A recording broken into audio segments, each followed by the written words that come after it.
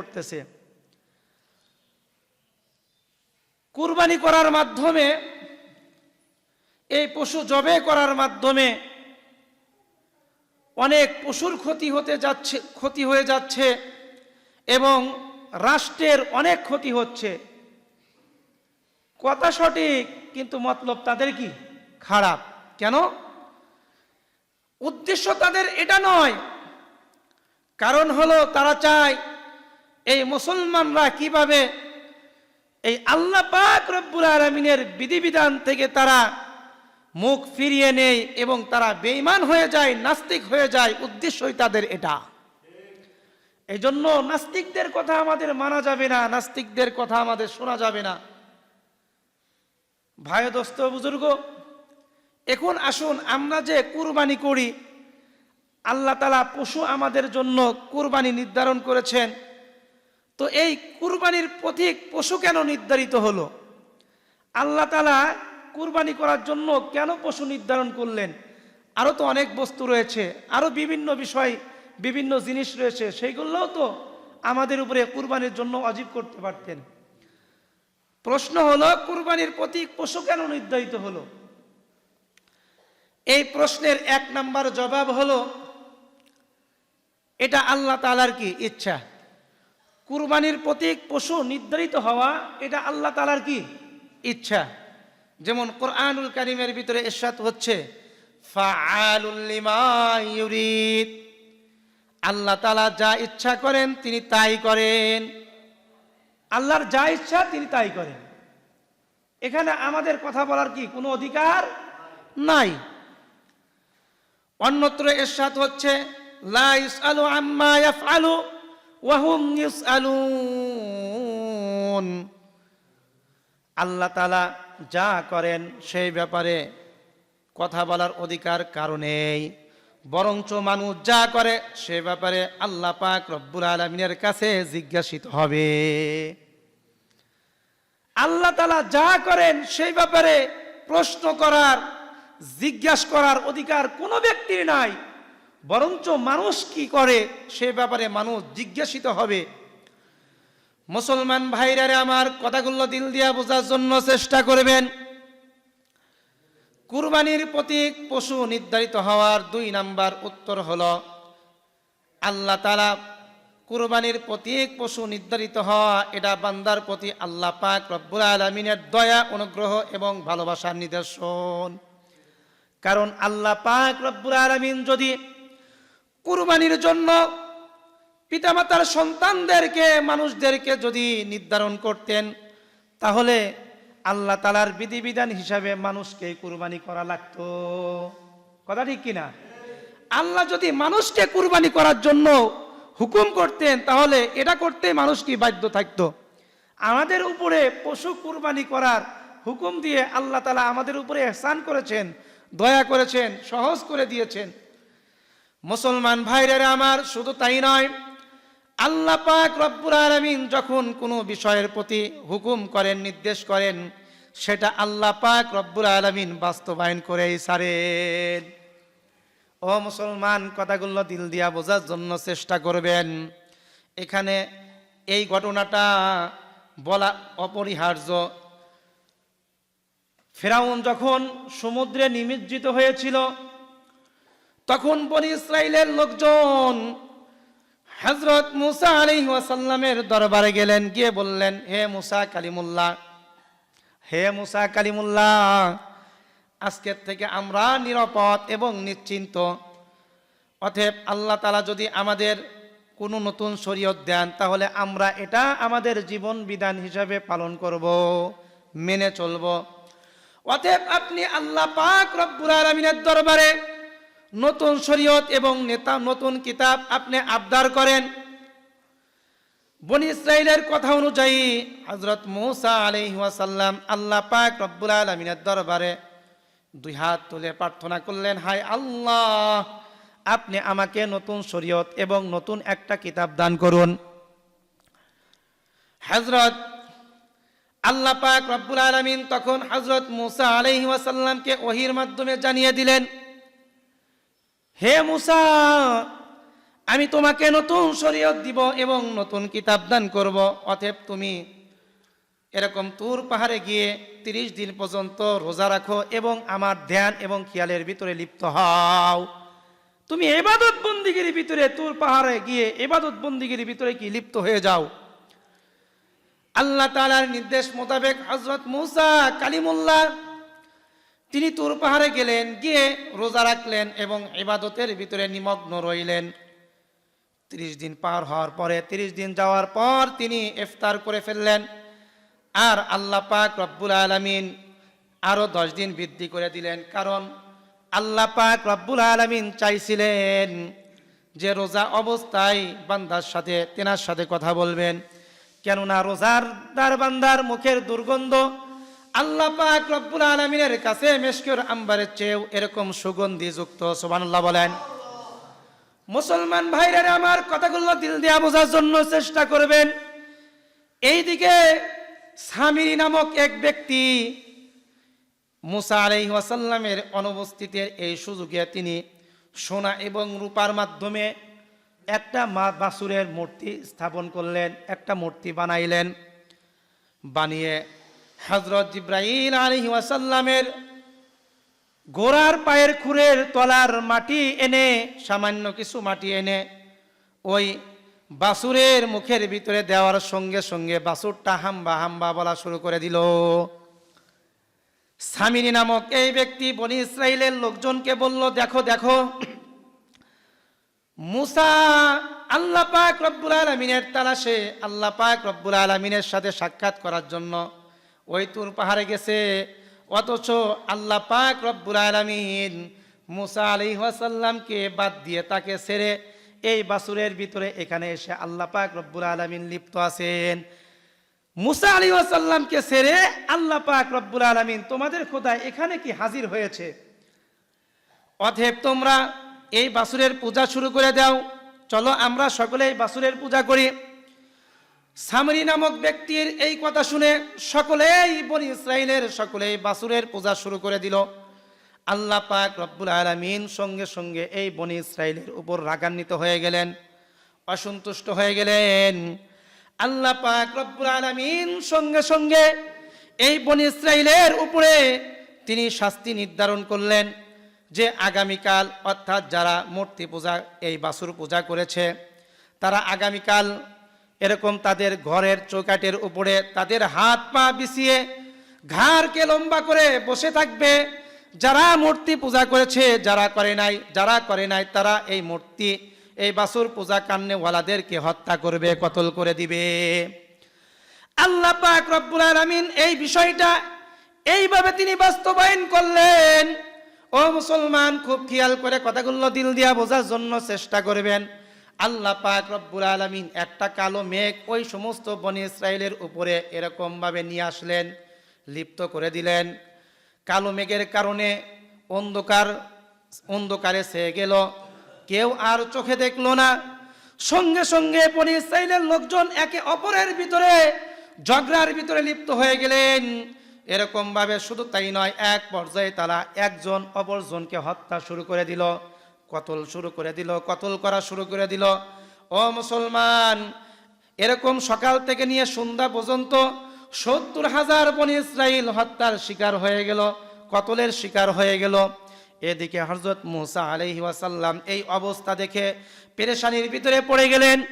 হযরত মূসা আলাইহিস সালাম সঙ্গে সঙ্গে নামাজ পড়ে আল্লাহ পাক রব্বুল আলামিনের দরবারে এরকম 2 হাত তুলে কান্নাকাটি শুরু করে দিলেন এবং বললেন, হায় আল্লাহ, এইভাবে যদি চলতে থাকে এক সময় তো বনি ইসরাইল ধ্বংস হয়ে যাবে, একবারে নিঃশেষ হয়ে যাবে। অতএব তুমি তাদেরকে ক্ষমা করে দাও, তাদেরকে মাফ করে দাও। হযরত জিবরাইল আলাইহিস সালামের মাধ্যমে আল্লাহ পাক রব্বুল আলামিন সংবাদ প্রেরণ করলেন। হযরত জিবরাইল আলাইহিস সালাম মূসা আলাইহিস সালামের কাছে এসে বললেন, তোমার তওবা কবুল করেছেন, তোমার দোয়া আল্লাহ পাক রব্বুল আলামিন কবুল করেছেন, অতএব আপনি কান্নাকাটি করা বন্ধ করে দিন। মুসলমান ভাইরা আমার কথাগুলো দিল দিয়ে বোঝার জন্য চেষ্টা করবেন। এরপরে আল্লাহ পাক রব্বুল আলামিন ওই কালো মেঘটা দূর করে দিলেন। ও মুসলমান, এই কথাটাই কুরআনুল কারীমের ভিতরে আল্লাহ পাক রব্বুল আলামিন এইভাবে বর্ণনা করলেন। হযরত মূসা আলাইহিস সালাম বলেন, ওয়াইদ ক্বালা মূসা লিকওমিহি ইয়া কওমি ইন্নাকুম যালামতুম আনফুসাকুম বিত্তিখাযিকুমুল ইজলা ফাতুবু ইলা বারিকুম ফাকতুলু আনফুসাকুম যালিকুম খায়রুল লাকুম ইনদা বারিকুম ফাতাবা আলাইকুম ইন্নাহু হুয়াত তাওয়াবুর রহিম।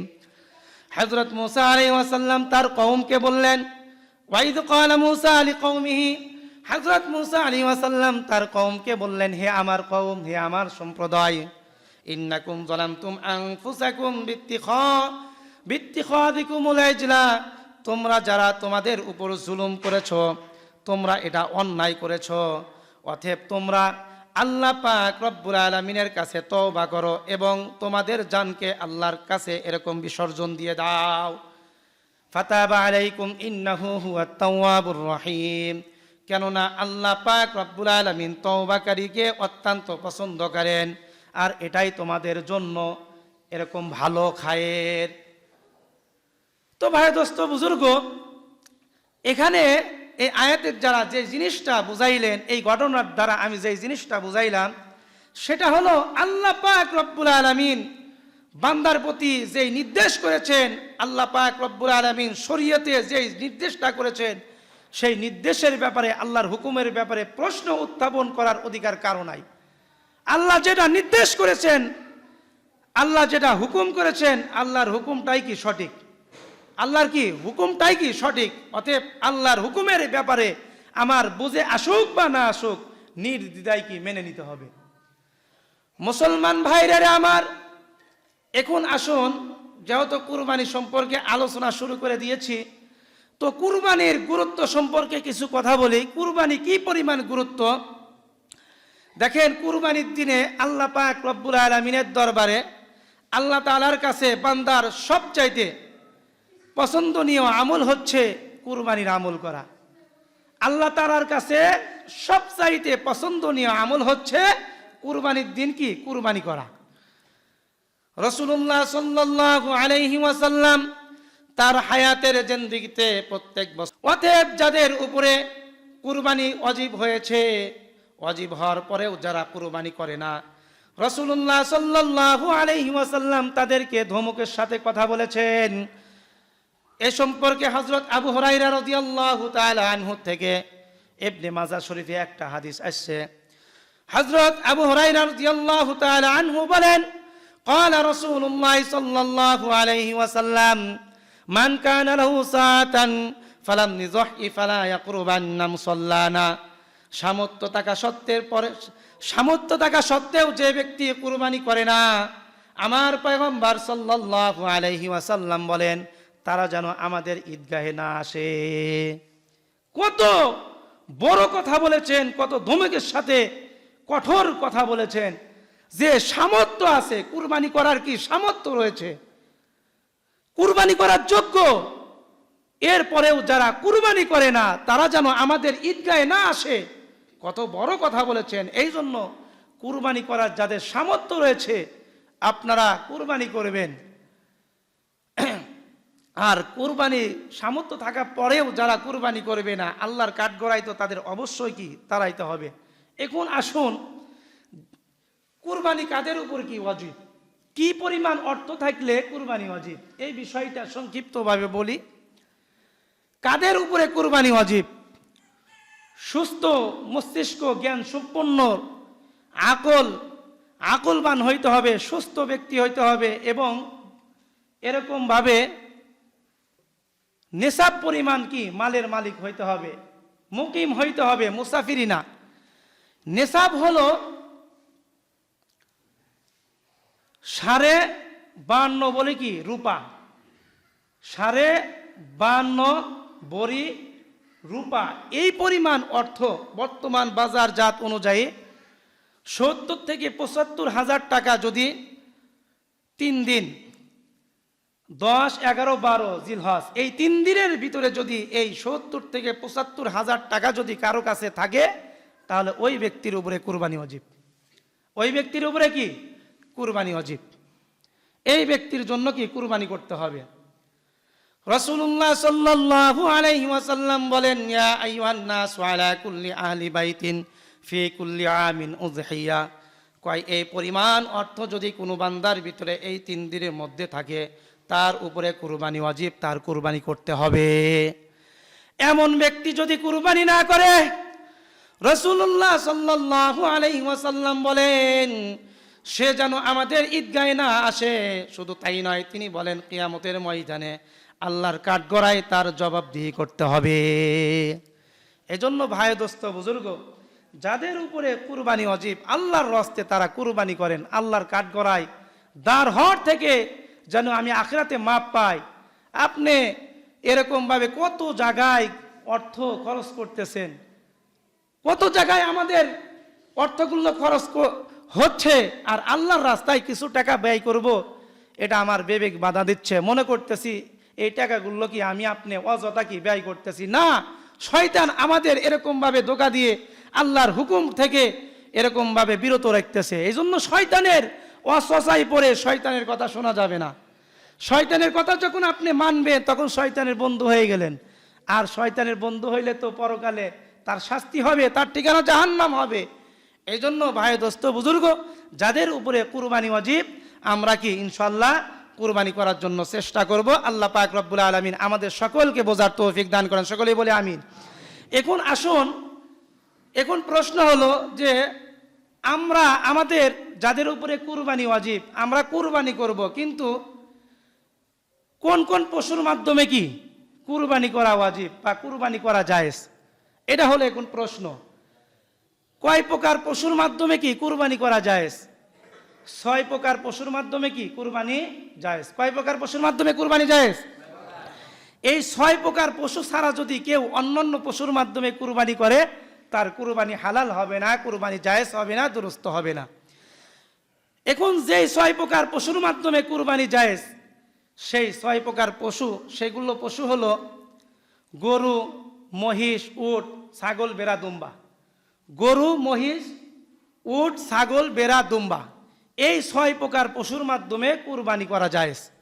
বাকি এই 6 প্রকারের বাইরে যদি কেউ কোনো পশুর মাধ্যমে, কোনো বস্তুর মাধ্যমে কুরবানি করে, তার কুরবানি জায়েজ হবে না। এখন প্রশ্ন হলো যে বুঝলাম এই 6 প্রকার পশুর মাধ্যমে কুরবানি করা জায়েজ, আমরা কুরবানি করব, কিন্তু তার বয়স কি পরিমাণ হইতে হবে?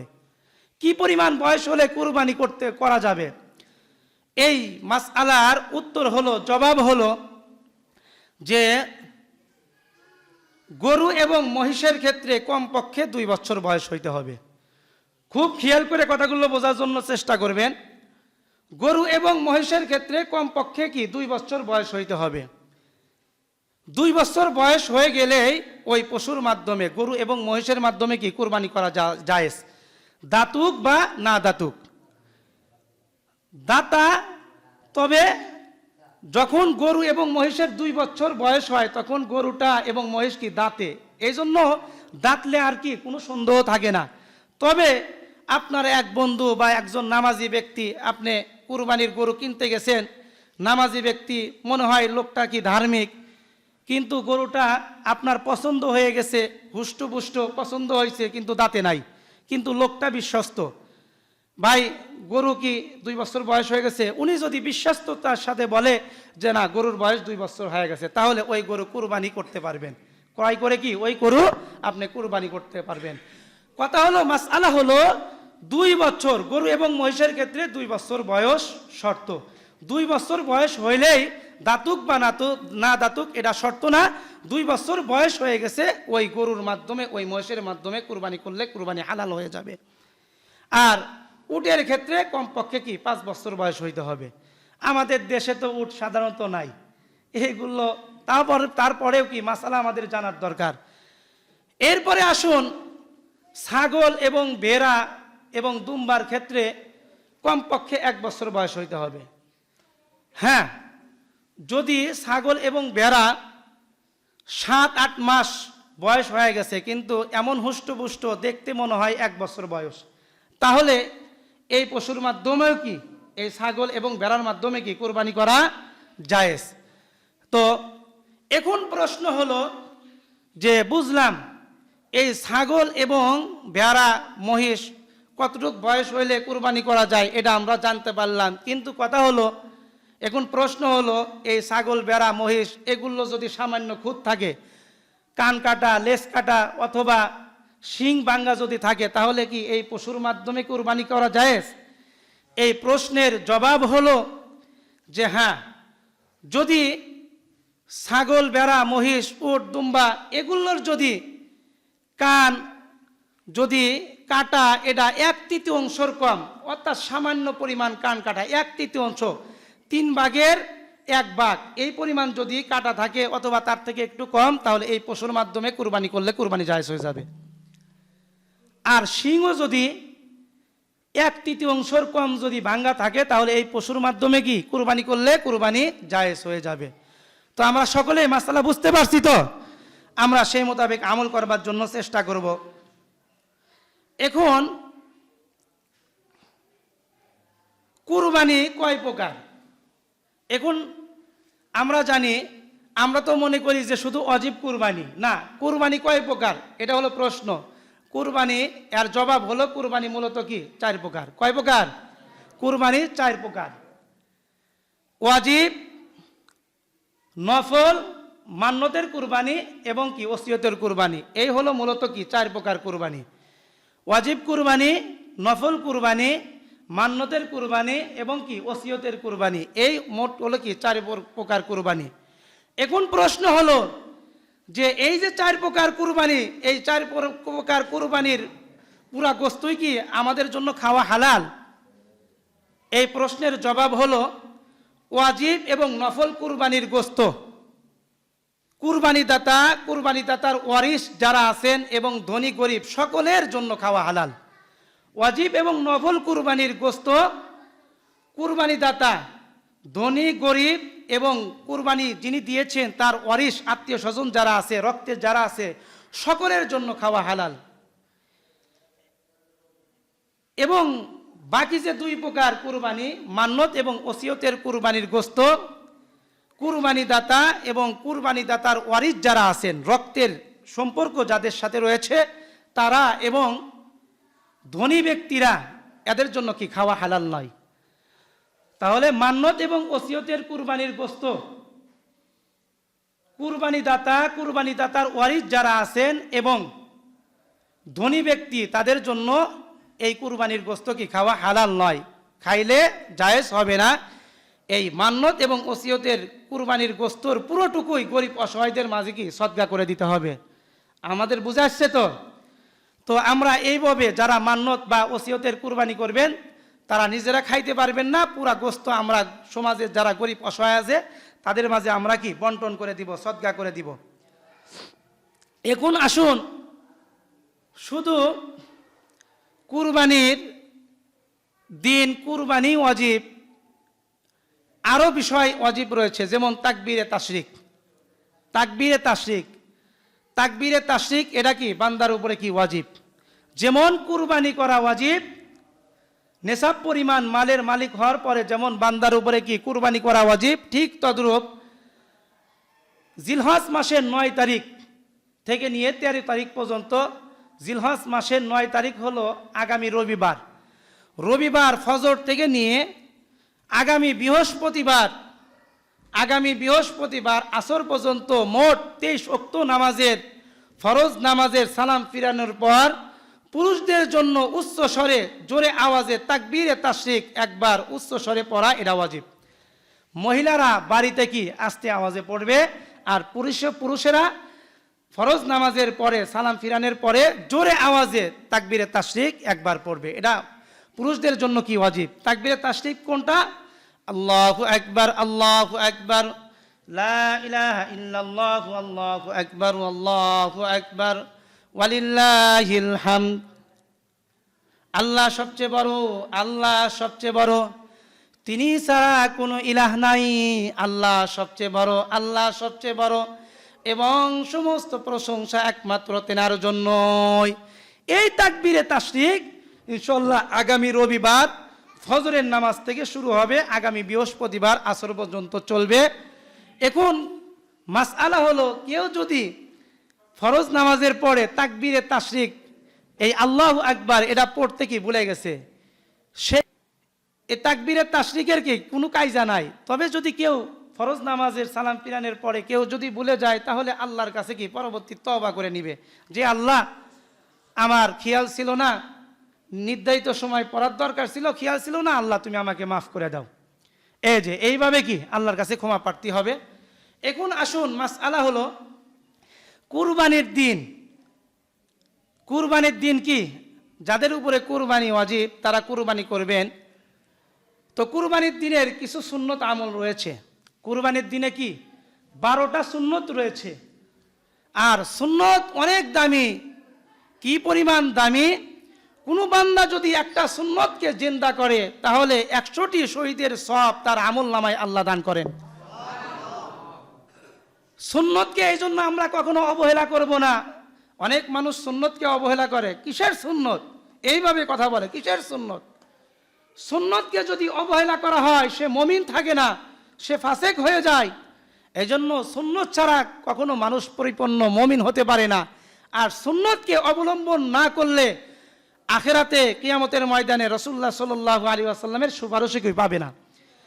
তো ঈদের দিনের কিছু সুন্নত আমল রয়েছে। এই সুন্নত আমলগুলো আমরা করার জন্য কি চেষ্টা করব। তো আমি বলতেছিলাম যে সুন্নত, যে ব্যক্তি একটা সুন্নতকে আঁকড়ে ধরলো, সুন্নতকে জিন্দা করলো, 100টি শহীদের সওয়াব তার আমল নামায় দান করবেন। শহীদ কি পরিমাণ দামি! কয় একমাত্র পৃথিবীতে বিনা হিসেবে জান্নাত যাবেন, আল্লাহ তাআলা বিনা হিসেবে শহীদকে জান্নাত দান করবেন। এত বড় দামি শহীদ। এই জন্য আমরা সুন্নতকে জিন্দা করব। তো ঈদের দিনের সুন্নত, 1 নাম্বার সুন্নত হলো খুব ভোরে তাড়াতাড়ি ঘুম থেকে ওঠা। খুব ভোরে কি ঘুম থেকে ওঠা। ঈদের দিনে তো আমাদের আরো কি ঘুমই ছাড়ে না, ঘুমই কি ছাড়ে না। তো খুব ভোরে কি ঘুম থেকে ওঠা। 2 নাম্বার মেসওয়াক করা। মেসওয়াক করা ভাই দোস্ত বুজুর্গ, এই মেসওয়াক করার একটা সুন্নত এখন আমাদের সমাজ থেকে, এই মুসলমানদের থেকে কি দূর হয়ে গেছে। সুন্নতের প্রতি মানুষের ওরকম আগ্রহ, মানুষের সুন্নতের প্রতি যে একটা এশক ভালোবাসা, এই জিনিসটা মানুষের ভিতর থেকে কি উঠে যাচ্ছে। মানুষ যত দিন যাচ্ছে, মানুষ শুধু বেঈমান, নাস্তিক বেঈমানদের পথ অবলম্বন করতেছে, তাদের কালচারগুলো কি গ্রহণ করতেছে। রাসূলুল্লাহ সাল্লাল্লাহু আলাইহি ওয়াসাল্লামের সুন্নতগুলো মানুষ ধীরে ধীরে কি ছেড়ে দিচ্ছে। এই জন্য 2 নাম্বার ঈদের দিনের সুন্নত আমল হলো মেসওয়াক করা। 3 নাম্বার গোসল করা। 3 নাম্বার সুন্নত কি গোসল করা। 4 নাম্বার ঈদের দিনের সুন্নত হলো পরিষ্কার পরিচ্ছন্ন পোশাক পরিধান করা। এই যে এখন থেকে শুরু হয়ে গেছে, নান্দিনা বাজারে ঈদের মার্কেট করা শুরু করে দিয়েছে অনেক ব্যক্তি। এই মুসলমানরা সব সময় খালি উল্টা কাজ করে, সুন্নতের খেলাফ। মানে সব সময় সোজা না, সব সময় মানুষ কি উল্টা কাজ করে। কেমন যে এই নান্দিনা বাজার থেকে অনেক ব্যক্তি, অধিকাংশ মানুষ মার্কেট করবে, করবেন কি করবেন না, মার্কেট করবেন। নতুন পোশাক পরিধান করা, অর্থাৎ ঈদের দিনে নতুন পোশাক পরিধান করে ঈদগাহে যাওয়া, এটা কি ঈদের দিনের কি সুন্নত। কিন্তু দেখা যাবে যে ঈদের দিন সবচাইতে যেটা খারাপ পোশাক বা অপরিষ্কার পোশাক, পুরান পোশাক যেটা বলা হয়, এই পোশাক পরে ঈদগাহে যাবে। কিন্তু ঈদগাহের থেকে আসার পরে বা তারপরের দিন বিভিন্ন জায়গায় যাওয়ার সময় কি এরকম নতুন পোশাক পরিধান করে। ভাই দোস্ত বুজুর্গ, একটা সুন্নতের অনেক দাম। এই জন্য ঈদের দিনের আর একটা সুন্নত হলো নতুন পরিষ্কার পরিচ্ছন্ন পোশাক পরিধান করা। এটা ঈদের দিনের কি সুন্নত। মুসলমান ভাইরা আমার, আর একটা সুন্নত হলো সুগন্ধি ব্যবহার করা। সুগন্ধি কি ব্যবহার করা, আতর এগুলো কি ব্যবহার করা। স্যান্ড ব্যবহার করা ইসলাম জায়েজ করেন নাই। স্যান্ডের ভিতরে ওলামায়ে কেরাম বলেন অ্যালকোহল জাতীয় কিছু জিনিস রয়েছে যেটা ব্যবহার করা মুসলমানদের জন্য হারাম। এই জন্য আমরা স্যান্ড ব্যবহার করব না। স্যান্ড ব্যবহার করে নামাজ পড়লে নামাজ হয় না। এই জন্য আমরা সুগন্ধি আতর আমরা ব্যবহার করব। এটা ঈদের দিনের কি সুন্নত। মুসলমান ভাইরা আমার, ঈদের দিনের আর একটা সুন্নত হলো এরকম ভাবে না খেয়ে, না পান করে, না খেয়ে ঈদগাহে যাওয়া। ঈদের দিনে না খেয়ে কি মিষ্টি মুখ না করে, এটা হলো ঈদুল আজহার দিন, কুরবানির ঈদের দিনের সুন্নত হলো না খেয়ে কি ঈদগাহে যাওয়া। মুসলমান ভাইদের আমার, ঈদের দিনের আরেকটা, ঈদুল আজহার দিনের আরেকটা সুন্নত হলো তাকবীরে তাশরিক, উচ্চ আওয়াজে জোরে জোরে পড়তে পড়তে ঈদগাহে যাওয়া। আমি গত ঈদে, তার আগের ঈদেও আমি ছিলাম। তো গত বছর এই কুরবানির ঈদ বৃষ্টি হওয়ার কারণে আমার রেজেকে আসছিল, আমি পড়াইছি। তো যাই হোক, তাকবীরে তাশরিক জোরে পড়তে পড়তে আমি একটা মুসল্লিকেও যাইতে দেখি নাই। এই জন্য তাকবীরে তাশরিক একটু উচ্চ আওয়াজে আল্লাহু আকবার, আল্লাহু আকবার, লা ইলাহা ইল্লাল্লাহু, আল্লাহু আকবার, আল্লাহু আকবার, ওয়ালিল্লাহিল হামদ, এরকম জোরে জোরে পড়তে পড়তে কি ঈদগাহে যাওয়া। ঈদের দিনে আরেকটা সুন্নত হলো এক রাস্তা দিয়ে যাওয়া, অপর রাস্তা দিয়ে কি আসা। এক রাস্তা দিয়ে কি যাওয়া, অপর রাস্তা দিয়ে আসা, এটা ঈদের দিনের কি সুন্নত। ঈদের দিনের আরেকটা সুন্নত হলো, ও মুসলমান, কুরবানির গোশত, কুরবানির পশু জবাই করে কুরবানির গোশত দিয়ে সর্বপ্রথম আহার করা, এটা হলো সুন্নত। আমরা সকালে মিষ্টি মুখ করে ঈদগাহে যাই, ঈদগাহ থেকে এসে এরপর আবার খানা পিনা করি, এরপরে পশু জবাই করি, আবার কি পশুর গোশত দিয়ে খানা পিনা করি। এটা যদি করেন কোনো গুনাহ নাই, এটা ইসলাম নিষেধ করে না। তবে একটা সুন্নত যদি জেন্দা করেন, জেন্দা যদি করতে পারেন, একটা সুন্নতের যদি উপরে আমল করতে পারেন, 100টি শহীদের সওয়াব আল্লাহ পাক রব্বুল আলামিন আপনার আমল নামায় দান করবেন। এজন্য এই আমলটা আমরা কি করার জন্য চেষ্টা করব। ঈদের দিনের আরেকটা সুন্নত হলো যে ঈদের নামাজ তাড়াতাড়ি পড়া।